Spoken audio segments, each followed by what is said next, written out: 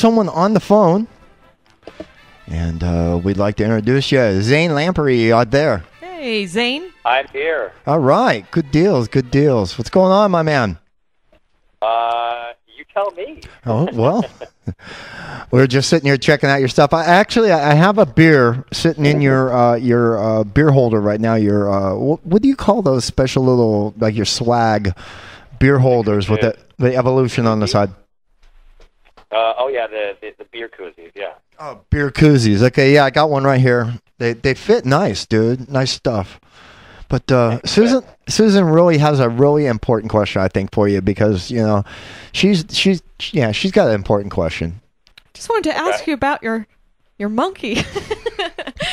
I just wanted to ask you about your monkey. She's been wanting to do this, dude. She wants to know about your monkey. I want to know about Pleepius. You want to spend time talking about my monkey? I like to start it off right. I wanted to start it off properly. I'd like to hear about Pleepius. And I figured you'd talk to her about your monkey. I figured it'd be really weird if I went, "Hey, Zane." I have a lot of questions for you, Zane. I have a lot of. You seem like a really interesting person. You've been all around the world. No, I'm edited to seem that way. I'm edited to seem funny and interesting.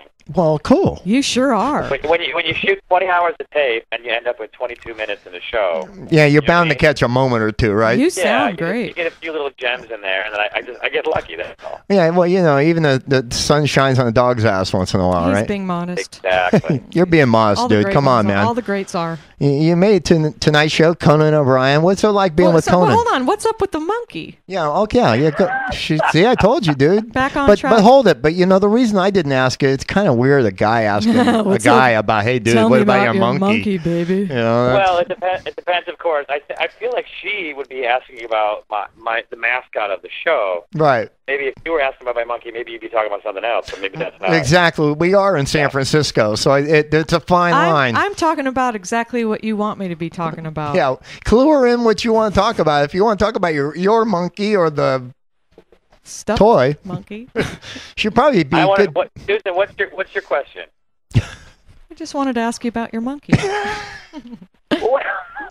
But that's not even a question. Well, what do you want to ask him about his monkey? Yeah, what do you? Okay. You travel. Here's the question. Here, I can do better. I really can. So you travel around the world. You're alcohol ambassador to the world, and you travel around with your stuffed monkky Pleepius. And who is Pleepius? What do you do with this monkey, dude? Yeah. How is Pleepius a part of your life? He's just the little monk that I travel with, so I don't have to drink by myself. Well, come on, dude. It's stuffed.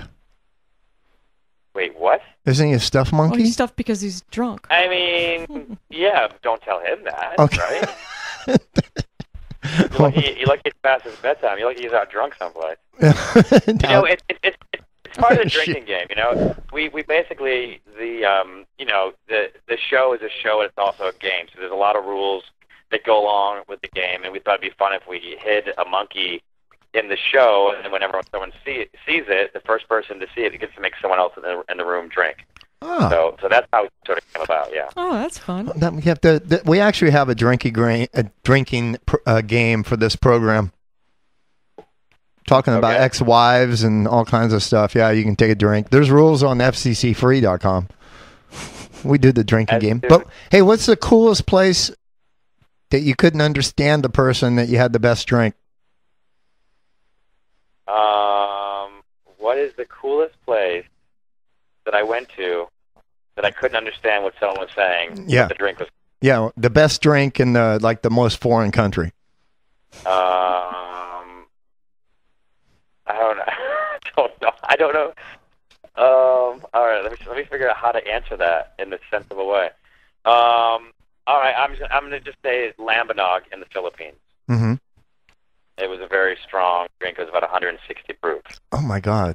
Wow. And when I started talking to the guy, I couldn't understand him, and then all of a sudden he spoke English. It was really weird. That's a very good answer for such a very complex question. So in other words, wow, yeah, I actually did it. He threw you a humdinger, didn't he? In other words, the drink turned into a mediator. You know what? Translator. They often do. Yeah, cool. I have a question. Can I ask one? All right. You know about the best hangover cures because you've learned this in your travels. What can we do it's part here of the gig? What are some of the best hangover cures that you use personally? I have a hangover right now from last night. What are you doing about it? Damned if I know. I don't know. Do you believe in hair of the dog? After doing 50 different countries and hangover cures, that I would have an idea of what to do, but you don't believe in them? No, it's not that I don't believe in them. They just don't work. They just don't work. The only thing that works is really waiting them out. I had a big Really? lunch, I had a big dinner, and I had a beer, and I went for a run, and I feel like if I would have done none of those things, I would still feel exactly the same way that I feel now. Interesting. Nice. So in other words, you're hating life right now. Wow, I have no hope. No, because I'm talking with you guys. I'm on top of the world. I mean, you talk about me being on the Tonight Show. What about talk about me being, talking to you guys? Yeah, well, I'm moving up in the world, baby. That's what it was like to be on your show. Well, I don't know. You tell me what it's like to be on the show. I have chills. On your show? Yeah. I have chills. Well, this is kind of my show, yeah. Conan asked me. Hey, Conan rocks, dude. I love Conan. How was that experience? Tell us about it, if you would. It was amazing. It was as much anxiety and excitement that I could possibly muster up into my goodness. an experience, and just sitting back there behind the curtain waiting to go out. It was incredible. It was How did you get through the adrenaline? Yeah, exactly. That's what I was going to say. The adrenaline high. I thought that I could just go out there and take a deep breath, and I had my adrenaline was pumping the entire time. And thank God that Conan is such a pro. Hey, yes, he is. He's very funny. I went to got a great live taping. For him to step up in the shoes that he was trying. His show is awesome. It's so funny. It's great. It's Wonderful. good stuff. But congratulations. So how many different cities have you actually filmed and drank in at the same place and woke up with a hangover? Most cities, or I've done 50 episodes. So 50 hangovers? Yeah. No, probably more than that. More than that? we're shooting 3 to 4 days in the city. So. Oh God! So you're drinking enough on the show that you're actually getting a hangover every time? Well, he's drinking 160 proof. Come on, you could drive your Mercedes not on every that. Time. He's not every time. Well, no, I mean, the realistic answer is probably 30 real hangovers. You know what I mean? I mean, it's not like I can go out there and get drunk every night, although some people would like to think that that's what I'm doing. But, I do what the situation calls for, and if I'm in the mood. Sometimes if I'm fired up, go out there and have a good time. Sometimes if I just want to go out there and do the show, then I'm not going to necessarily get tanked. So you ever thought you do stand-up comedy, of course, too? So you ever thought about doing you got to do a comedy gig at the same time and get twice the bang for the buck, man? Do comedy in like weird places, dude. It'd be great. You think I should go and do comedy like in the Philippines? Yeah, exactly. No. Just get an audience full of Filipinos, dude. So I don't know how well I do. But